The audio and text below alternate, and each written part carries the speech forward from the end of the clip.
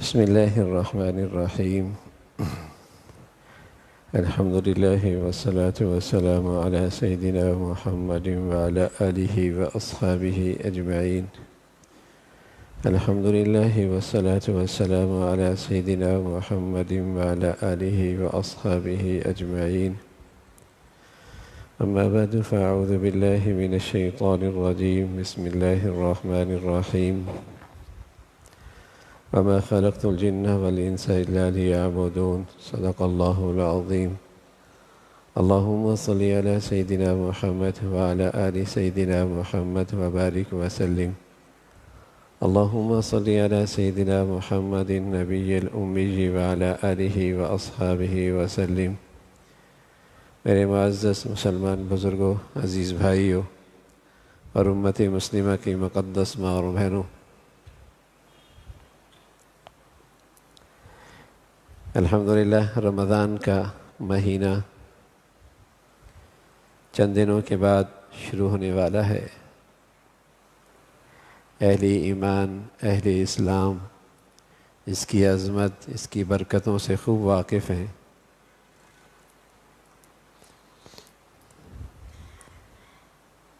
یہ اہل ایمان کے لیے نیکیوں کا موسم بہار ہوتا ہے۔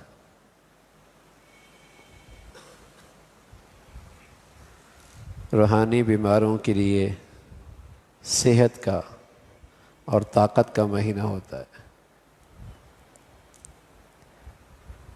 ایک تربیت کا مہینہ ہوتا ہے۔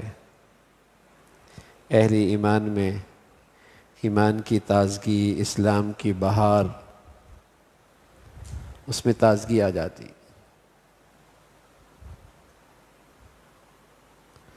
تقوی کا چراغ، اس کو روشنی ملتی۔ یہ ایک مکمل تربیتی کورس ہوتا ہے۔ روزے میں ہے، پیاس کی شدت ہے، کسی کی نظر نہیں پڑ رہی، فریج بھی موجود ہے، پانی بھی موجود ہے، پانی نہیں پیتا۔ یہ پرہیزگاری اللہ کے خوف سے ہے۔ یہ کورس مہینے بھر کرایا جاتا ہے تاکہ بقیہ زندگی کے اندر بھی ایسی ہی اللہ تعالیٰ کے حکموں کا خیال رہے، اللہ تعالیٰ کے اوامر کا خیال رہے، کہیں اللہ کے قانون شکنی نہ ہو۔ اگرچہ وہاں خلوت ہے، وہاں تنہائی ہے، وہاں تاریکی ہے، قانون کی رسائی بھی نہیں، لوگوں کی نظر بھی نہیں، رمضان کا کورس اچھا کیا ہوا ہے، اسے خیال ہے اللہ تو دیکھ رہا،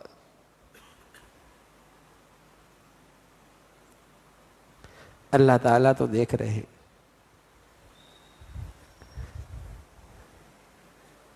یہ مقصد ہے رمضان کا۔ رمضان کا روزہ بھی بہت بڑھیا عبادت، اس کی رات کی تراویحوں کی عبادت بھی بڑھیا عبادت، لیکن یہ کافی نہیں ہے، اس سے کورس پورا نہیں ہوتا۔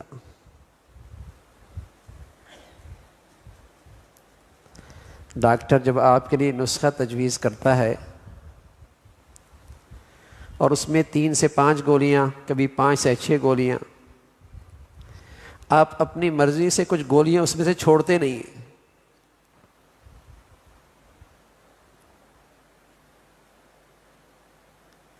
وہ نسخہ پورا استعمال کرتے ہیں، پھر دن میں کئی مرتبہ استعمال کرنا پڑتا ہے، اس میں بھی اپنی تجویز کو سامنے نہیں رکھتے کہ ایک وقت کھا لی، 2 وقت چھوڑ دی۔ پھر وہ نسخہ صرف استعمال نہیں کرتے، جو وہ احتیاط بتاتا ہے اس کا بھی اہتمام کرتے ہیں۔ جب آپ اہتمام کے ساتھ یہ کورس مکمل کرتے ہیں تو پھر امید کی جاتی ہے صحت مل جائے گی۔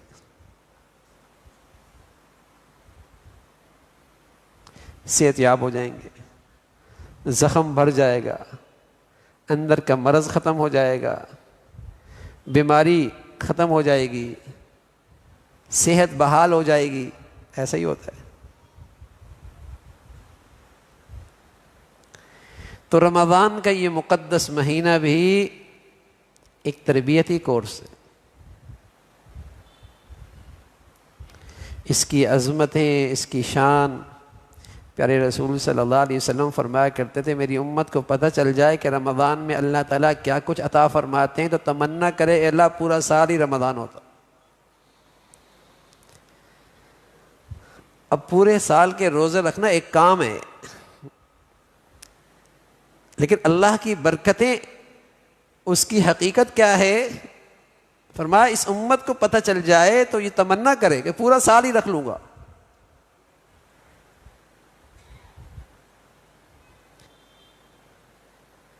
اس مقدس مہینے میں کیسی برکتیں، کیسی نوازشات،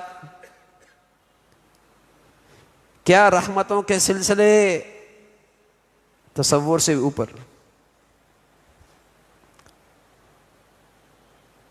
مجدد الفسانی رحمۃ اللہ علیہ فرمایا کرتے تھے سمندر کا قطرہ، اس کو جو سمندر سے نسبت ہے، پورے سال کی رحمتوں کو رمضان کی رحمتوں سے اتنی بھی نسبت نہیں. اس مہینے میں جو رحمتوں کا سمندر ہے، پورے سال کی رحمتوں کو اس سے اتنی بھی نسبت نہیں جتنی ایک قطرے کو سمندر سے نسبت ہوتی ہے.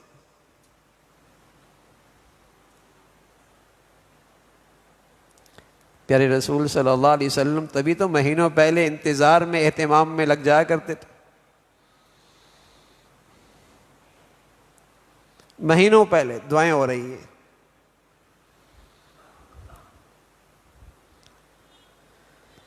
یہ اس امت پر اللہ کا بڑا انعام ہے، لیکن قدردانوں کے لیے، قدردانوں کے لیے. جو محروم رہنا چاہے تو پھر وہ ازلی بدنصیب. رسول اللہ صلی اللہ علیہ وسلم فرمایا کرتے تھے فَإِنَّ الشَّقِيَّ مَنْ حُرِمَ فِي رَحْمَةَ اللَّهِ عَزَّ وَجَلَّ. بڑا بدنصیب ہے جو اس مقدس اور رحمتوں بھرے مہینے میں بھی محروم رہے. فَإِنَّ الشَّقِيَّ مَنْ حُرِمَ فِيهِ رَحْمَةَ اللَّهِ عَزَّ وَجَلَّ. بڑا بدنصیب.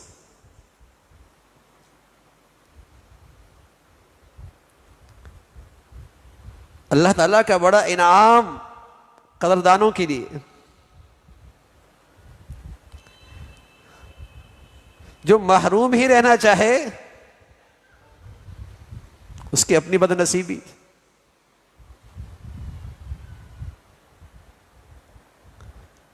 مسلمانوں میں اس کا اہتمام ہوتا تھا. 7 دنوں میں جمعے کی مسلمانوں کے یہاں بڑا اہتمام ہوتا تھا. رسول اللہ صلی اللہ علیہ وسلم نے اس کی فضیلت بتائی، عظمت بتائی، شان بتائی. 7 دنوں میں جمعے کی عظمت. آہستہ آہستہ مسلمانوں میں جمعے کا دن بھی عام 6 دنوں کی طرح گزرنے لگا. اہتمام ختم ہو گیا. بڑی مشکل سے 2 رکعتیں پڑھی، سڑک میں پڑھی، وہیں سے نکل گیا.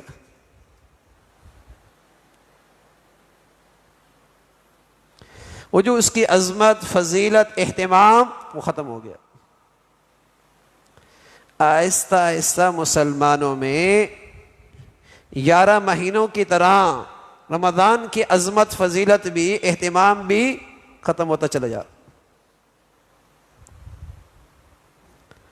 رمضان آیا اس کی تو رٹ لگتی ہے، اہتمام کتنا ہے.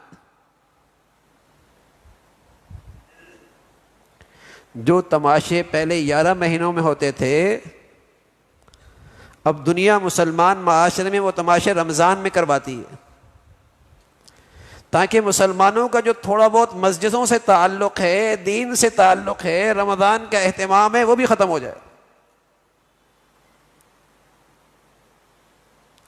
اور ان کا رمضان بھی عام سا گزرنے لگ جائے جیسے 11 مہینے گزرتے. کچھ فرائض کا اہتمام ہو جاتا ہے، رات لہو لعب میں سڑکیں آباد ہوتی ہیں، گراؤنڈ آباد ہوتے ہیں، مسجدیں خالی ہوتی ہیں، گراؤنڈ بھرے ہوئے ہوتے ہیں۔ جب کوئی قوم اللہ کی نظروں سے گر جاتی ہے اور کوئی قوم اللہ کی رحمت سے محروم ہونے کا فیصلہ کر چکی ہوتی ہے تو یہ اسی کے لیے سزا ہوتی ہے کہ ایسی مقدس گھڑیوں کے اندر بھی اللہ کے گھر سے دور، نیکی اور اطاعت سے محروم،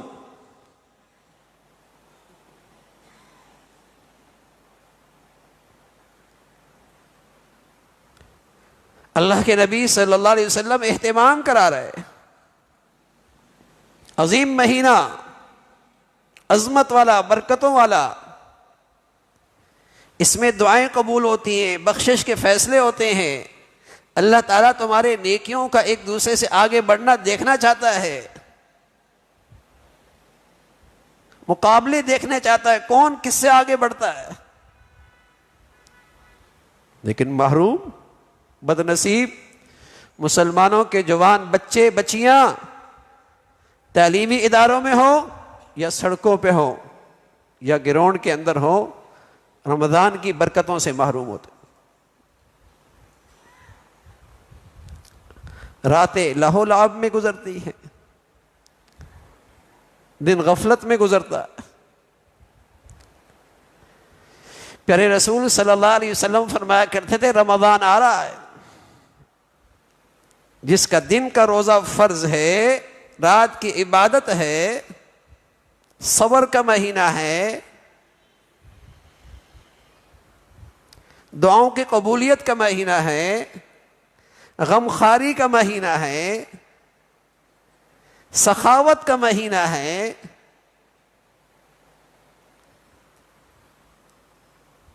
ایک کورس بتایا ہے کہ جو 11 مہینے کے اندر روحانی بیماری آ گئی، غفلت کے پردے چھا گئے، ایمانی طاقت نہ رہی، مہینہ آ گیا، کورس کو استعمال کر لو، ایمانی تازگی مل جائے، صحت مند ہو جاؤ۔ گاڑی چلتی ہے پھر اس کا سروس کروائی جاتی اور ایسی ہو جاتی ہے بالکل نہیں۔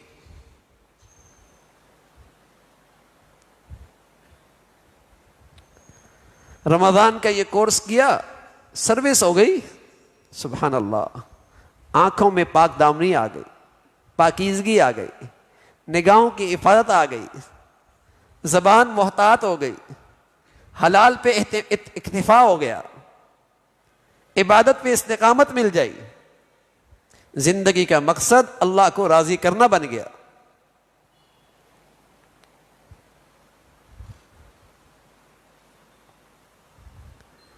سات دنوں کی طرح، 6 دنوں کی طرح جمعہ گزر جائے، 2 رکعت نفل پڑھی اور نکل گیا، 2 رکعت فرض پڑھے اور نکل گیا، تو یہ بیچارہ محروم آدمی ہیں، اسے جمعے کی فضیلت نہیں ملی، فرض ادا ہو گئے۔ ایسی اگر ایسا روزے رکھا جس میں کوئی اہتمام نہیں اور ایسی تراویح پڑھ لی جس کی کوئی فکر نہیں، تو رسول اللہ صلی اللہ علیہ وسلم فرمایا کرتے تھے اس روزے دار کو سوائے بھوکے رہنے کے کچھ حاصل نہیں ہوا، اور اس رات کے شب بیدار کو سوائے جاگنے کے کچھ حاصل نہیں ہوا۔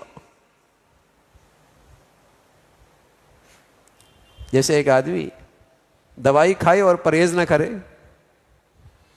کیا کہتے ہیں؟ یہ تمہاری دوائی کھانے کا کیا فائدہ ہوا؟ دوائی کھائی اور پرہیز نہ کرے، اب یہ دوائی کھانے کا کیا فائدہ ہوا؟ اس کا کوئی تمہیں فائدہ ملے گا؟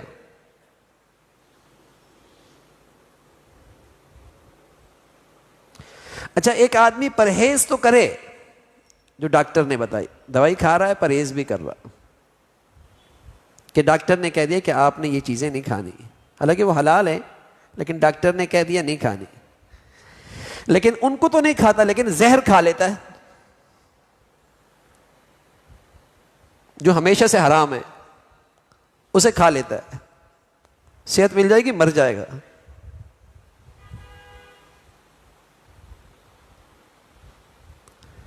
ڈاکٹر کی وہ چیزوں سے تو روک گیا جو حلال ہے، اس چیز سے نہیں روکا جو حرام ہے، تو مر جائے گا نا۔ مسلمان نے روزے میں اس تربیتی کورس میں دوا تو کھائی، کچھ عبادت تو کر لی، پرہیز بھی کی کہ حلال نہیں کھایا، حلال نہیں پیا، زوجیت کا رشتہ جو تعلق ہے اسے نہیں ادا کیا، حالانکہ حلال ہے تینوں چیزیں، ان سے تو پرہیز کی،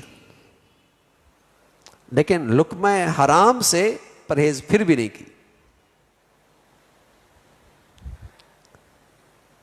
نہ سحری میں اہتمام کیا، نہ افطاری میں اہتمام کیا، حرام سے پھر بھی کر رہا۔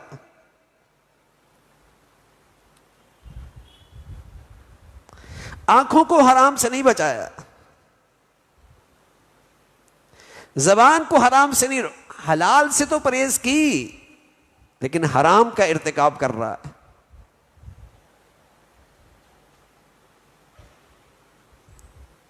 حرام کر رہا، تو یہ کورس تو اس کی دوائی اور اس کی غذا کا تو کوئی فائدہ نہیں ہو۔ ایسے تو زندگی میں ہمارے 10 رمضان آ چکے، آئے اور چلے گئے، 10 رمضان آئے نا۔ رمضان کے بعد کتنا اللہ سے تعلق بنا، ایمان کی کتنی ترقی ہوئی۔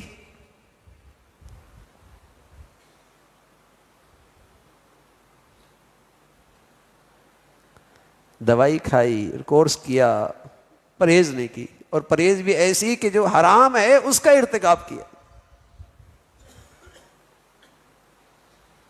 روزے کی حالت میں سخت بھوک ہے، غذا موجود ہے، کمرے میں اکیلا ہے، روزے کی حالت میں وہ تو نہیں کھا رہا، حالانکہ حلال ہے، جھوٹ بول رہا ہے، غیبت کر رہا ہے، ان آنکھوں سے حرام دیکھ رہا ہے۔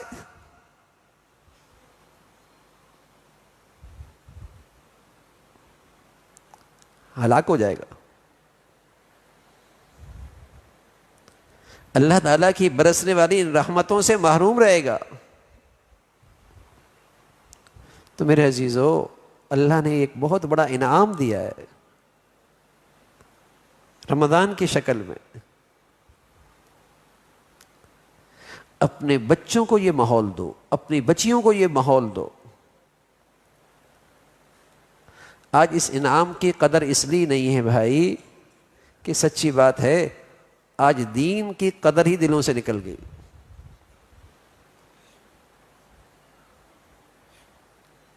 دین کی قدر ہی نہیں رہی۔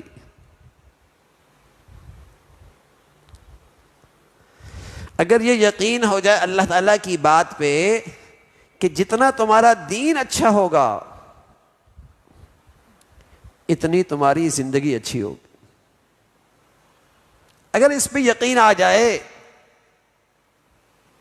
کہ جتنا تمہارا دین بڑھیا اتنی تمہاری زندگی بڑھیا۔ آج دنیا میں دین بڑھیا نہیں ہے، چیزیں تو بڑھیا ہیں، چیزیں بڑھیا ہیں، گھر بڑھیا، گاڑی بڑی، سواری بڑی، آمدنی اچھی، اسٹیٹس اچھا، زندگی بڑھیا نہیں ہے کہ سکون بھی ہو، کہ اطمینان بھی ہو، کہ راحت بھی ہو، کہ محبت بھی ہو، صحت میں برکت بھی ہو۔ زندگی بڑھیا نہیں ہے۔ زندگی تو بڑھیا ہوگی جب دین بڑھیا ہوگا۔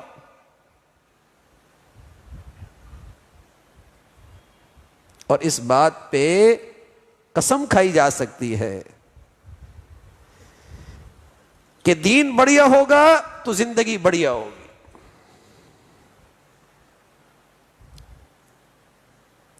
اور یہ اتنا بڑا سچ ہے کہ سورج جائے تو رات کا آنا یقینی، اتنا بڑا سچ ہے کہ دین نکلے گا تو زندگی کا معیار، زندگی کا سکون، زندگی کی خوشگواری سب جاتی رہے گی، ہلاکت شروع ہو جائے گی۔ بربادی شروع ہو جائے گی. اج دین ہی کی عظمت نہ رہی نا, اس کی قدر و قیمت نہیں ہے. جس دین نے ہمیں رمضان کی عظمت بتائی تھی, جس دین نے ہمیں رمضان کی برکتیں دی تھی, آج اس دین کی قدر ختم ہو گئی. اس کا نقصان نہیں سمجھتے, اس کا گھاٹا نہیں رکھتا, اس کی کمی نہیں محسوس ہوتی. پیسوں کی کمی لگتی ہے, پیسوں کا نقصان لگتا ہے, پیسوں کا گھاٹا لگتا ہے. دینی کی عظمت نکل گئی بدقسمتی سے.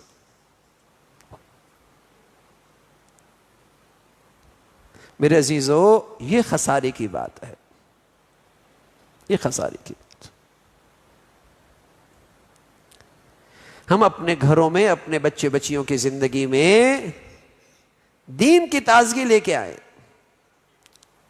اور یہ رمضان کا یہ کورس, تربیتی کورس, ایمانی کورس, روحانی کورس اہتمام سے ہو, بڑھیا ہو. 11 مہینے جسم کے لیے بہت کچھ کیا, یہ 1 مہینہ خالص روحانیت اور ایمان کے لیے دے دیں. دنیا کے کاموں سے وقت نکالے, اپنے آپ کو اس رمضان کی عبادت کے لیے, روحانیت کے لیے فارغ کریں.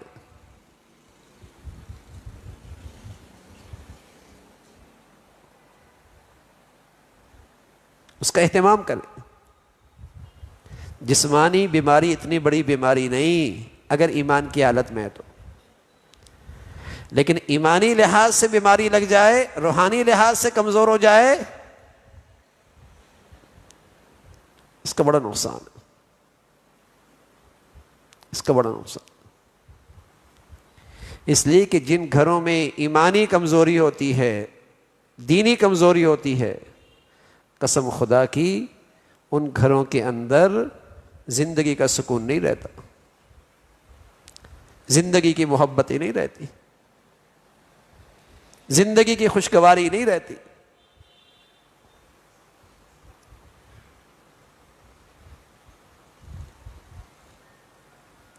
یہ باپ بیٹے کا جو رشتہ محبت کا ہے, یہ بیٹی اور ماں کا جو رشتہ محبت کا ہوتا ہے, یہ میاں بیوی کے درمیان جو محبتوں کا رشتہ ہوتا ہے, یہ بہن اور بھائی کے اندر جو محبتوں کا تعلق ہوتا ہے, اس میں اصل طاقت اللہ کے دین کی ہوتی ہے.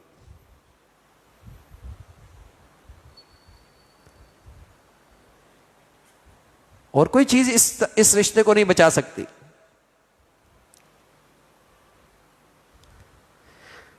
تو ایمان کا کمزور ہو جانا پوری زندگی خطرے میں آ جاتی ہے, پوری زندگی خطرے میں. تو یہ موسم بہار ہے, اللہ تعالیٰ کی رحمت کا شامیانہ تن جاتا ہے. گناہگار سے گناہگار آدمی بھی جس کی طبیعت میں کچھ نیکی ہو, آپ کو اللہ کے گھر کی طرف آتا ہوا نظر آتا ہے, اس کی نیکیوں میں کچھ اضافہ ہو جاتا ہے. اب ایسے رحمت بھرے ماحول میں فائدہ اٹھا کے اس رمضان کو بڑھیا انداز میں گزارنا چاہیے. صرف روزہ کافی نہیں, صرف تراویح کافی نہیں, مکمل کورس ہو.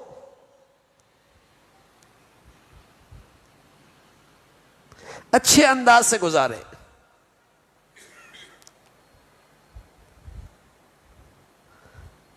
نماز پڑھ رہے ہیں, پورے 11 مہینہ میں کچھ پڑھتے ہیں, لیکن رمضان ہے, تکبیر اولیٰ بھی فوت نہ ہو.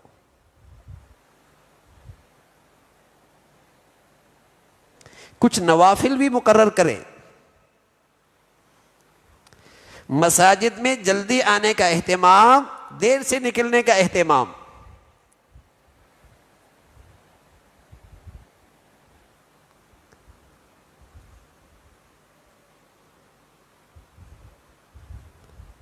صحت مند ماحول میں مستقل رہیں گے تب صحت بحال ہوگی. تکبیر اولیٰ کا اہتمام، کچھ نوافل کا اہتمام. سحری میں اٹھنا مشکل ہوتا ہے، تہجد میں اٹھنا مشکل ہوتا ہے. الحمدللہ سحری ایک عبادت ہے، مسلمان اس میں اٹھتے ہیں. تھوڑا پہلے اٹھ جائیں، کچھ نوافل کا معمول بنا لیں. پیارے رسول صلی اللہ علیہ وسلم فرمایا کرتے تھے کہ رمضان میں 2 چیزوں کی کثرت کرو. ایک اللہ تعالیٰ سے کثرت سے جنت مانگو اور اللہ کی رضا جنت مانگو، اور دوسری چیز اللہ سے کثرت سے جہنم کی پناہ مانگو. اور 2 اذکار کا اہتمام کرو، ایک لا الہ الا اللہ اور دوسرا اللہ سے معافی. استغفر اللہ استغفر اللہ. چلتے پھرتے اللہ تعالیٰ سے یہ دونوں چیزیں مانگتے رہنا اور زبان پہ یہ ذکر جاری رہنا.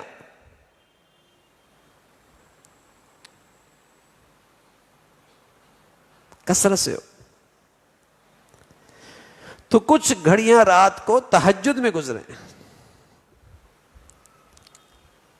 اس رمضان مبارک کے مہینے کو قرآن کی تلاوت سے خاص نسبت ہے.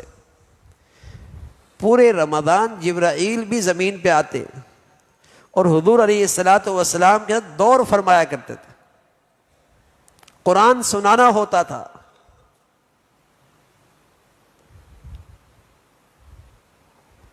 اس لیے اس امت میں جن مسلمانوں کو رمضان کی قدر ہوتی ہے وہ رمضان میں کئی قرآن مجید ختم کرتے. تراویوں میں سننا الگ، تہجد میں پڑھنا الگ، عام تلاوت الگ، کئی قرآن ختم ہوتے تھے.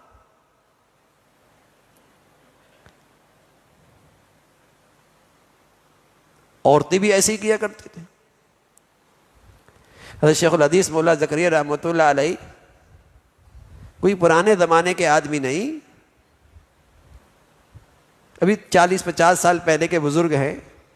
فرمایا کرتے تھے ہمارے گھر کی عورتوں میں تلاوت کا اہتمام اتنا ہوتا تھا کہ گھر کے سارے کام کاج بھی خود کیا کرتی تھی. جھاڑو بھی دیا کرتی تھی، آٹا بھی پیسا کرتی تھی، کھانا بھی پکایا کرتی تھی، لیکن روزانہ 16-17 سپاروں کی تلاوت بھی کر لیا کرتی تھی.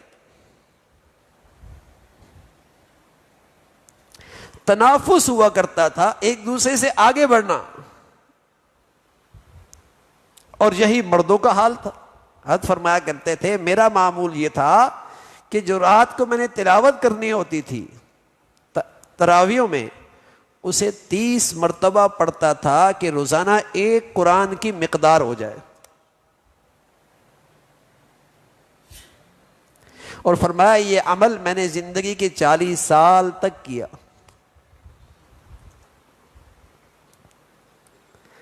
ہر رمضان کے ہر دن میری تلاوت کا معمول 1 قرآن مجید کی مقدار میں تھا.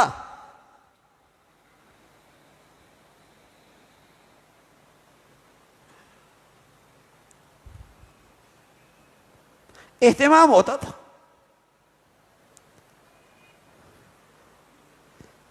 یہ برکتوں کا مہینہ، رحمتوں کا مہینہ، قدردان تو اس کی بڑی قدر کیا کرتے تھے.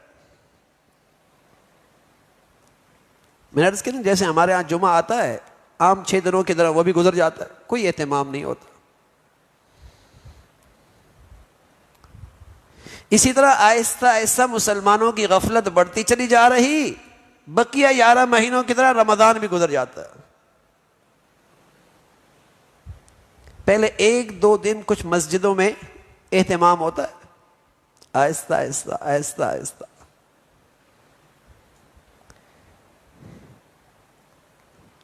وہ شوق ہی نہیں رہا. اللہ کا قرآن سنیں، کوئی 6 پڑھ کے جا رہا ہے، کوئی 8 پڑھ کے جا رہا ہے، کوئی 4 پڑھ کے جا رہا ہے، اور کوئی تو اس فطرے میں مبتلا ہے کہ فرض تھوڑی ہے.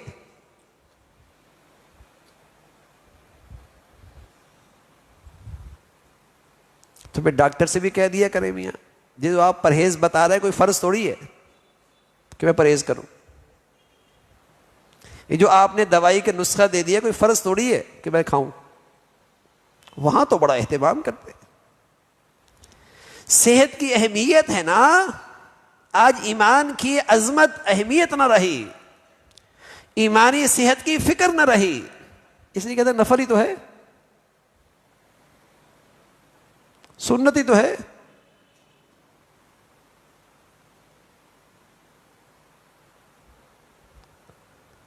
روحانی تربیتی نسخے کے سارے اجزاء ہیں, اہتمام کرو گے صحت ملے گی.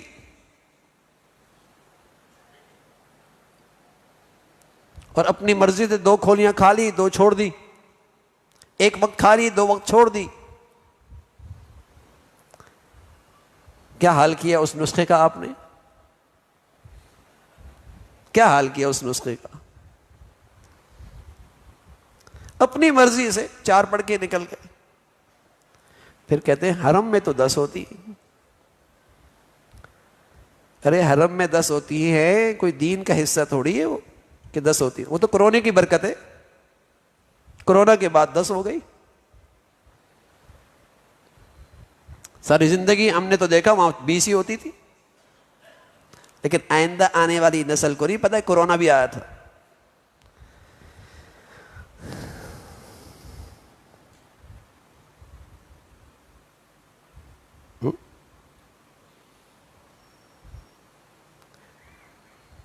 جتنا اہتمام ہوگا بھائی رمضان کا, راتوں کی عبادت, تہجد کا اہتمام, دعاؤں کا اہتمام,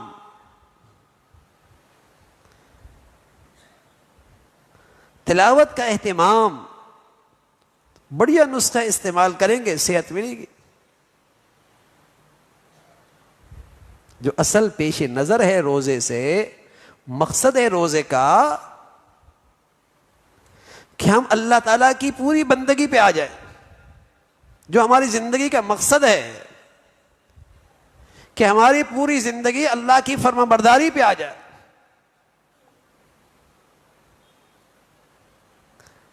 صرف روزہ رکھنا پیش نظر نہیں, صرف تراویح پڑھنا پیش نظر نہیں, صرف افطاری سحری کر لینے کا نام رمضان نہیں.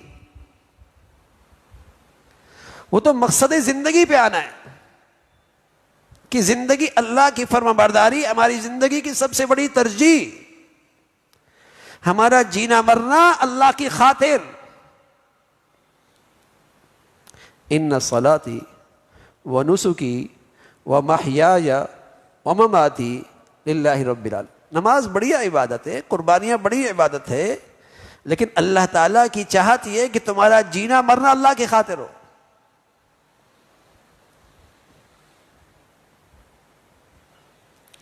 اس مقصد پہ آنے کے لیے رمضان ہے.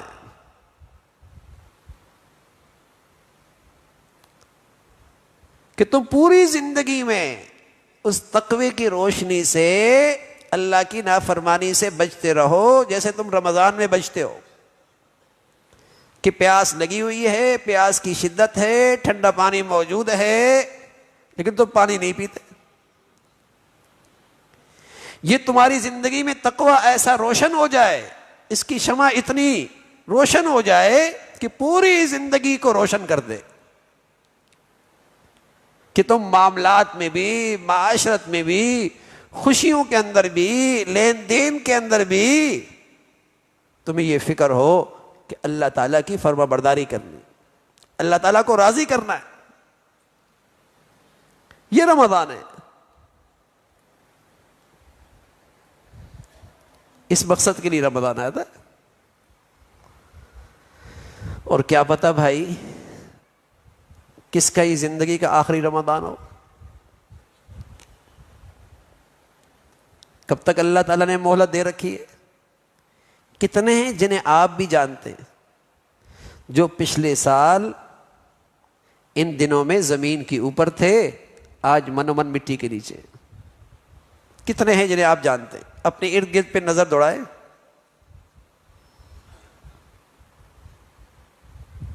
کوئی نہیں پتہ. تو پھر رمضان اس انداز سے گزارو نا کہ اللہ تعالیٰ کے پاس جائیں تو سرخرو ہو کے جائیں، ایمان لے کے جائیں، تقوی کی روشنی لے کے جائیں.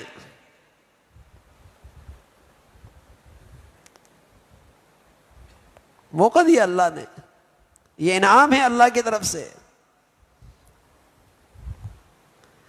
جو میرا ایمان اتنا کمزور ہے، جو مجھے فجر پہ نہیں کھڑا کر سکتا، بتائیے وہ قبر میں روشنی دے گا؟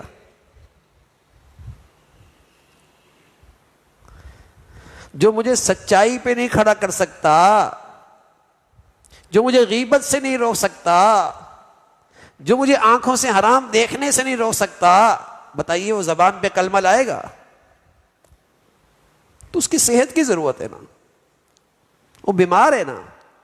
پیارے رسول صلی اللہ علیہ وسلم سے پوچھا گیا یا رسول اللہ مل ایمان، مجھے کیسے پتہ چلے گا میرا ایمان صحت مند ہے یا بیمار ہے، طاقتور ہے یا کمزور ہے؟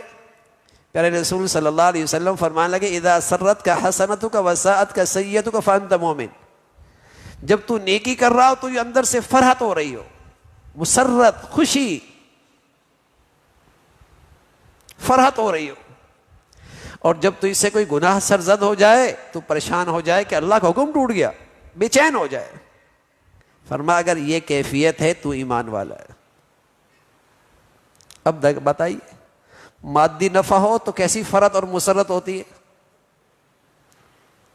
مادی نقصان ہو تو کیسی پریشانی ہوتی ہے.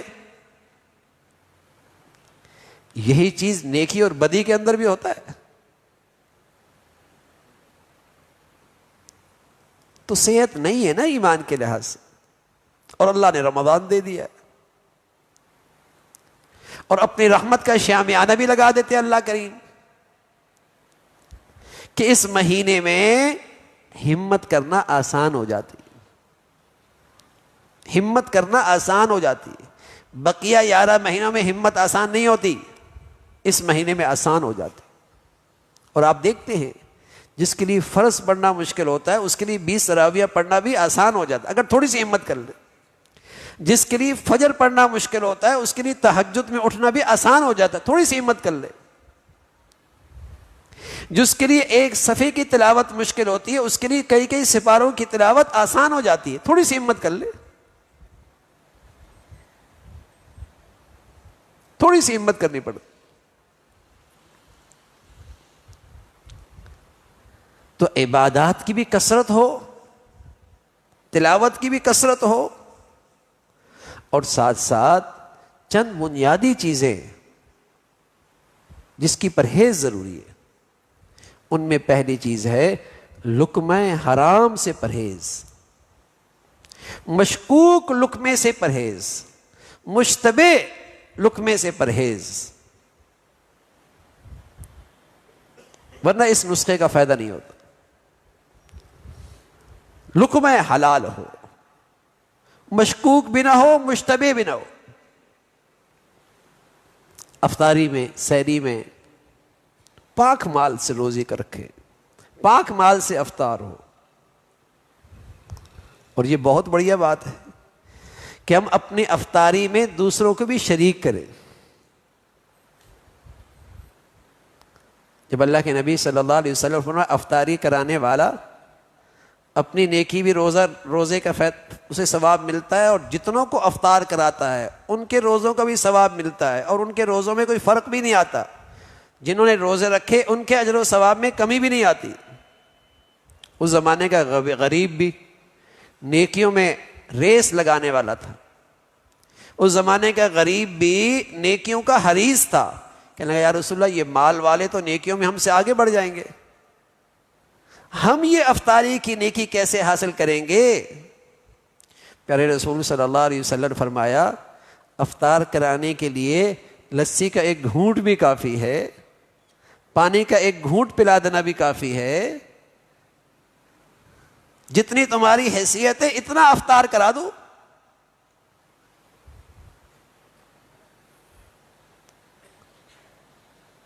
دسیوں کراؤ گے، دسیوں کے روزوں کا ثواب ملے گا. تو پاک مال، پاکیزہ مال، لقمہ حلال کا اہتمام. دوسری چیز آنکھ، زبان، کان، اس کی پرہیز ضروری ہے. نمازی، روزے دار، حاجی، شیطان بھی ان کے سامنے شراب پلانے کا جال نہیں ڈالتا کہ شراب پیے، چوری کرنے کا جال نہیں ڈالتا کہ چوری کرے. اسے پتہ یہ نمازی نہیں کرے گا، روزے دار یہ نہیں کرے گا. وہ ان کے سامنے جو برائی کا جال ڈالتا ہے غیبت کرا دیتا، بد نگاہی کراتا ہے.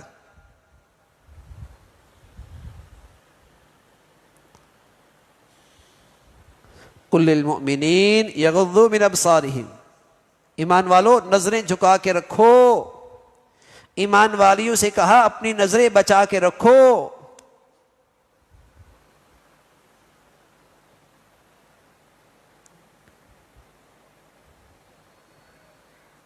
آپ اے سی لگا دیں، کھڑکیاں کھول دیں، دروازے کھول دیں. اے سی بہت اچھا ہے، بجلی بھی پوری آ رہی ہے. کھڑکیاں کھول دی، دروازے کھول دیے، بتائیے ٹھنڈک ملے گی؟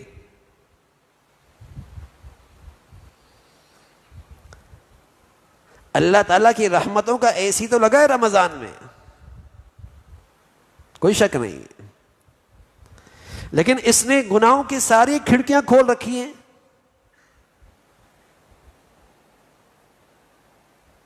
اسے کیا ایمانی ٹھنڈک ملے گی؟ اسے کیا روحانی ترقی ملے گی؟ ہوتا یہی میرے عزیزو، کچھ عبادت تو ماحول میں ہو جاتی ہے، کچھ عبادت تو ماحول میں ہو جاتی ہیں. عمرہ کرنے گئے، سارے نمازیں پڑھ رہا ہے، یہ بھی پڑھنے لگ جاتا ہے، لیکن مسجد میں بیٹھے بیٹھے بھی غیبت کر رہا ہوتا.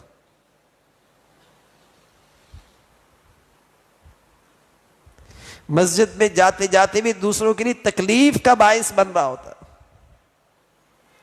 اذیت دے رہا ہوتا ہے، بد نگاہی ہو رہی ہوتی ہے. تو میرے عزیزو، رمضان میں عبادات بڑھیا، لیکن ساتھ ساتھ پرہیز، لقمہ حلال کا اہتمام، نظروں کی حفاظت. اس موبائل نے تو نظروں کی حفاظت اور مشکل بنا دی، اور مشکل بنا دی. کھولتا ہے، داڑھی بھی ہے، ٹوپی بھی ہے، پگڑی بھی ہے، ہاں، اور دیکھتے ہی چلا جاتا ہے، دیکھتے ہی چلا جاتا ہے. بد نظری سے آدمی کا دل مست ہو جاتا ہے. ایسے شخص کو عبادت کی حلاوت نصیب نہیں ہوتی. یہ شخص عبادت کی حلاوت سے محروم ہو جاتا ہے. زبان کا ذائقہ بدل جائے، میٹھی چیز کڑوی لگتی ہے، قوت شامہ متاثر ہو جائے، بدبو چیز بھی بدبو نہیں، اس میں بدبو محسوس نہیں ہوتی. اسی طرح عبادت کے اندر ایک لذت ہے، ایک حلاوت ہے، ایک مزہ ہے، لیکن میری روح بیمار ہو چکی ہے، مجھے مزہ نہیں آتا.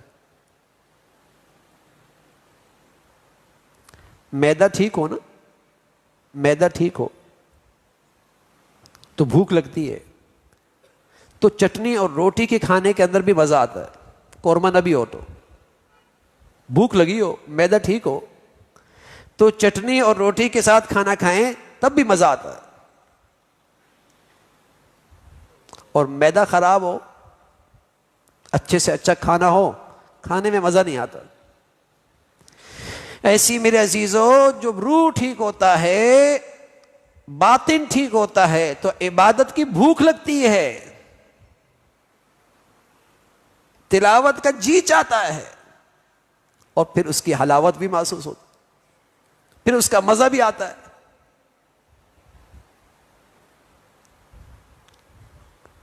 اللہ کرے یہ رمضان ہمارے باطن کی صحت کا ذریعہ بنے کہ ہمیں عبادت کی بھوک لگے. اور یہاں کیا ہوتا ہے؟ بھوک نہیں لگتی، اس لیے 2-3 دن مسجد میں آتا ہے اور پھر غائب ہو جاتا ہے. یہ کیسی بھوک ہے؟ یہ تو ایسا لگا کہ اس کا معدہ خراب ہے، جو تھوڑا بہت کھایا اس کو بھی بوجھ محسوس کر رہا ہے.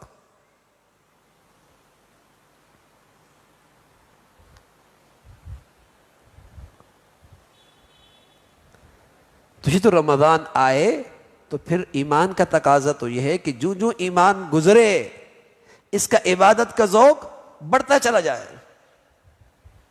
جو جو دن آگے بڑھ رہے اس کا عبادت کا ذوق بڑھتا چلا جائے. اور پیارے رسول صلی اللہ علیہ وسلم کی شان ایسی تھی، پہلے عشرے کے مقابلے میں دوسرے عشرے میں اس سے زیادہ، اور پھر تیسرے عشرے میں تو حال یہ ہوتا تھا کہ اللہ کے گھر میں ڈیرے لگا لیا کرتے تھے، ایک لمحے کے لیے بھی گھر نہیں جایا کرتے تھے.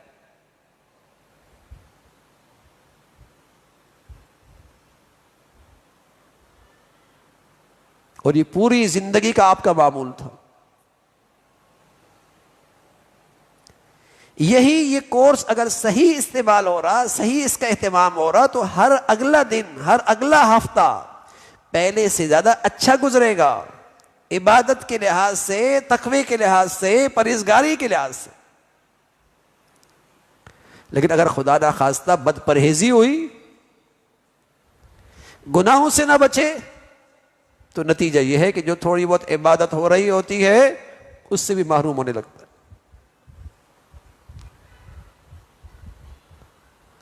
تو پہلی چیز لقمہ حلال کا اہتمام، دوسری چیز آنکھ، زبان، کان، ان کی حفاظت، اور تیسری چیز لایانی سے حفاظت. یہ بھی اس تربیتی کورس کا اہم جز ہے. لایانی سونا، بے مقصد باتیں کرنا، بے مقصد سوچنا،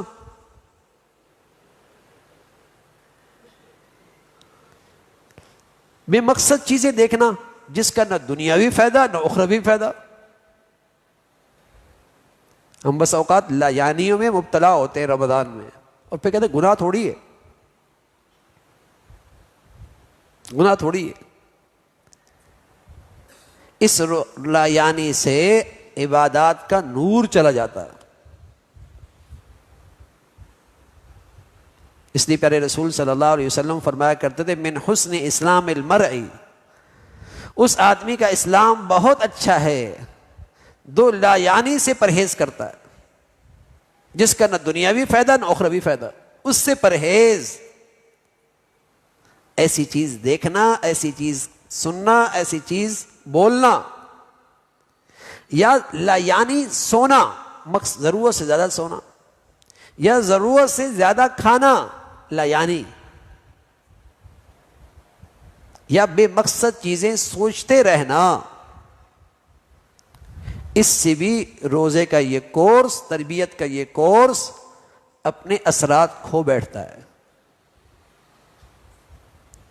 تو عبادات کی کثرت ہو، نوافل کا اہتمام ہو، تلاوت کا خوب اہتمام ہو، چلتے پھرتے لا الہ الا اللہ، استغفر اللہ، صلی اللہ علیہ وسلم، درود شریف کا ورد، افطاری کے وقت خاص طور پہ، تہجد کے وقت خاص طور پہ دعائیں قبول ہوتی، دعاؤں کا اہتمام، 5 منٹ 10 منٹ 15 منٹ دعاؤں کا اہتمام. ان غذاؤں کے ساتھ، ان دواؤں کے ساتھ ساتھ پرہیز ضروری ہے. اگر میرے عزیزوں پرہیز نہیں تو رمضان روزے گزر جائیں گے، لیکن جو اس کورس کا حاصل ہے، تقوی، پرہیزگاری، اللہ کی فرما برداری پہ آ جانا، وہ خالی ہاتھ رہے. اور عام طور پہ مسلمانوں کے یہاں رمضان آتا ہے، کچھ ماحول ملتا ہے، اللہ کی رحمت آتی ہے، کچھ کھینچ لاتی ہے، لیکن یہ کورس صحیح طور پہ نہیں کرتے، رمضان کے بعد پھر وہی حال ہوتا. نہ ہمارے بازاروں میں فرق آتا ہے، نہ ہمارے کاروبار میں فرق آتا ہے، نہ ہمارے دفاتر میں فرق آتا ہے، نہ ہمارے غمی خوشیوں میں فرق آتا ہے. ان زندگیوں میں کوئی فرق نظر نہیں آتا. کہنے میں مسلمانوں میں روحانی ایمانی صحت کا مہینہ آیا تھا، لیکن کتنے لوگ ایمانی لحاظ سے صحت مند ہوئے؟ تو میرے عزیزو، ہمیں رمضان ایسا گزارنا چاہیے جیسے آپ علیہ الصلوۃ والسلام سے پوچھا گیا، یا رسول اللہ مجھے کوئی نصیحت فرمائیں، اوصنی و اوجز، مختصر سی ہو جو مجھے یاد رہے، مختصر سی مجھے یاد رہے. تو آپ علیہ الصلوۃ والسلام نے فرمایا، اذا قمت فی صلاتک فصلی صلاۃ مودع ولا تکلم بکلام تعذر منه غدا واجمع الایاس مما فی ایدی الناس، او کما قال علیہ الصلوۃ والسلام. 3 باتیں فرمائیں. فرمایا ایک تو یہ ہے، مخلوق سے امید نہ رکھو، خالق کے پاس بڑے خزانے ہیں، بس اسی کی خزانے پہ نظر رکھ کے اس ذات سے امید رکھا کرو. مخلوق سے امید رکھو گے ہمیشہ شکوے شکایت رہے گی. خالق سے امید رکھو، بس اس کے پاس خزانوں کی کمی نہیں. دوسری بات فرمائی کہ پہلے تولو پھر بولو، پہلے سوچو پھر بولو.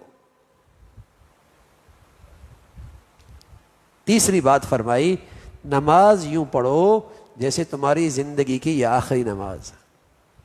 تو کہنا یہ چاہ رہے ہیں بھائی کہ جب رمضان روزے نماز دن میں 5 مرتبہ آتی ہے تو اللہ کے نبی فرما رہا ہے یوں رکھو، یوں پڑھو جیسے آخری نماز ہے. رمضان تو بھائی سال میں 1 مرتبہ آتا ہے، سال میں 1 مرتبہ آتا ہے. 11 مہینوں میں کتنے لوگ چلے جاتے ہیں، کتنے لوگ اپنی منزل کی طرف روانہ ہو جاتے ہیں.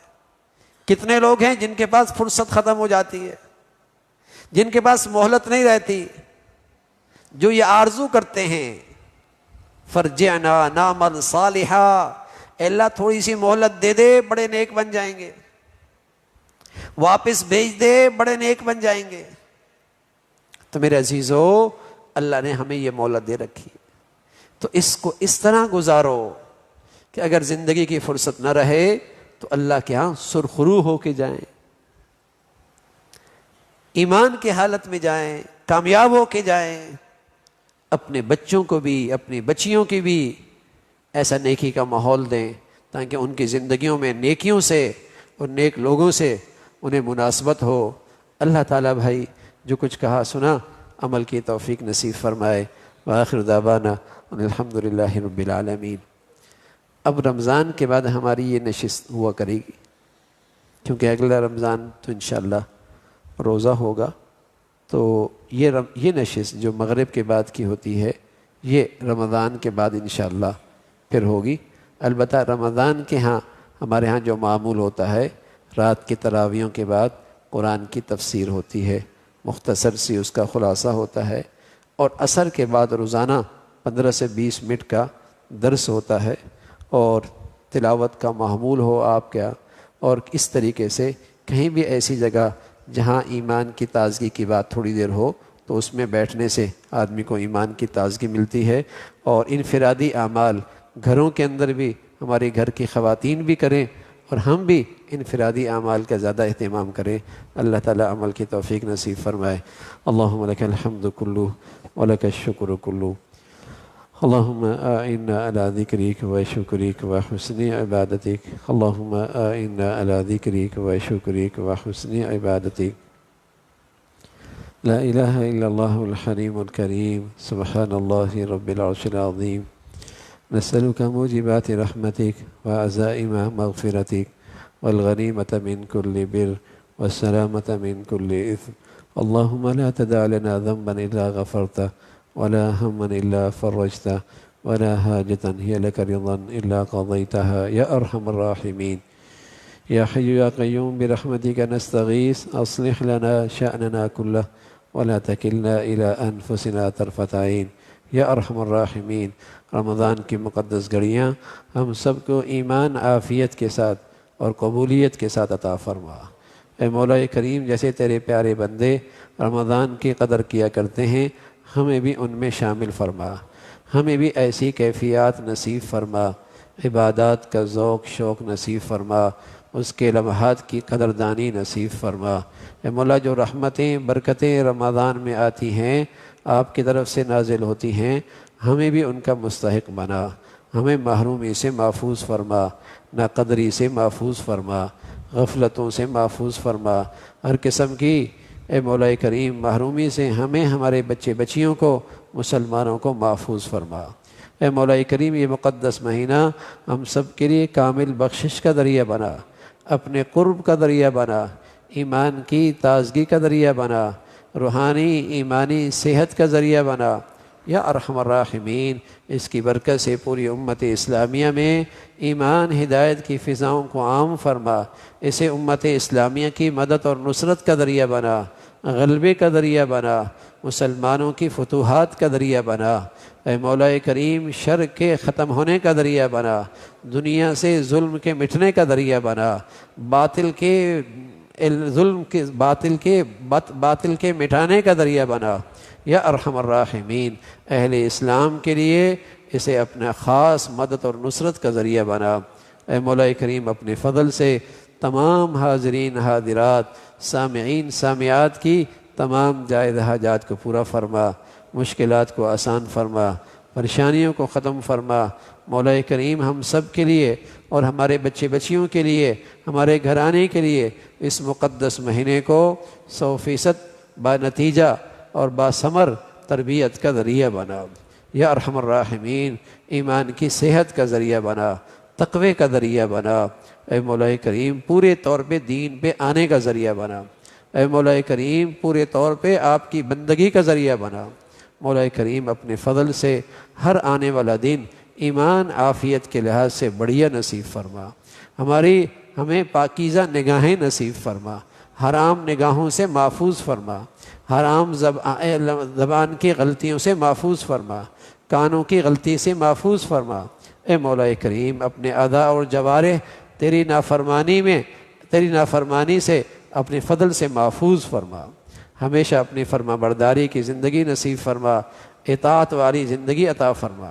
یا ارحم الراحمین اپنے فضل سے ہمیں اپنے بچے بچیوں کی تعلیم تربیت زندگی کے صحیح فیصلے کرنے کی توفیق عطا فرما، ہمیں لقمہ حلال عطا فرما، برکت والی روزی نصیب فرما، عزت والا رزق نصیب فرما، ایمان کی حفاظت عزت آبرو کی حفاظت کے ساتھ رزق عطا فرما، ذلت کی روزی سے محفوظ فرما۔ اے مولا کریم ایمان کے خطرے والی روزی سے محفوظ فرما۔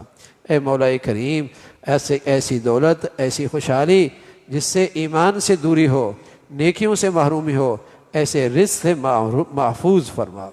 اے مولا کریم جو دنیاوی خوشحالی ہو رزق کی فراوانی ہو اپنے قرب اور اپنے تعلق میں بھی اضافہ نصیب فرما۔ دنیا کی یہ خوشحالی اور نعمتیں آخرت کی خوشحالی کا ذریعہ بنا، آخرت کی کامیابی کا ذریعہ بنا۔ یا ارحم الراحمین اپنے فضل سے ہمارے ملک کو سلامتی عطا فرما، ہمارے شہر کو سلامتی عطا فرما، یا نیکی اور خیر کی قوتوں کو غلبہ نصیب فرما، مسلمانوں میں اسلامی ایمانی وحدت پیدا فرما، جو مسلمانوں کو دین سے اور مسلمانوں میں نفرتوں کا بیج بول رہے ان کے شر سے مسلمانوں کی حفاظت فرما، جو مسلمانوں میں بے دینی کو فروغ دے رہے اور گندگی کو فروغ دے رہے اور مسلمانوں کو غفلتوں کا ماحول دے رہے ان کے فتنوں سے مسلمانوں کی حفاظت فرما۔ اے مولا کریم دنیا بھر کے مظلوم مسلمانوں کی مدد اور نصرت فرما۔ ربنا تقبل منا انك انت السميع العليم، ربنا تقبل منا انك انت السميع العليم، ربنا تقبل منا انك انت السميع العليم وتب علينا انك انت التواب الرحيم، وصلى الله على سيدنا محمد وعلى آله وأصحابه أجمعين برحمتك يا رب۔